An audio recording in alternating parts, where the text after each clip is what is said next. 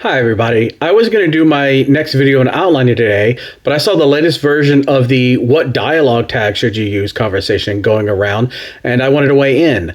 I'll start by saying I'm a believer that said, asked, and replied are invisible and should be the default you used, but with a caveat.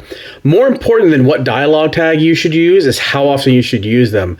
Very often I see writers put tags on every or every other piece of dialogue, and not just tags, but also some narration. Something like, "I can't go tonight," he said, nudging a rock with his toe. She put her hands on her hips and said, "Why not?" He shrugged half-heartedly, and so on and so on and so on.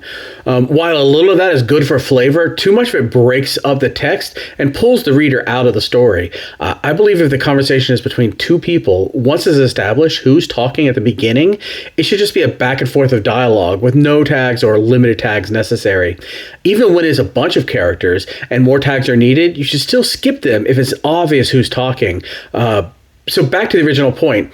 If you have to have them, just keep it to said, replied, and asked. Save the growled, huffed, whispered, and so on for very special occasions so they really hit when you need them.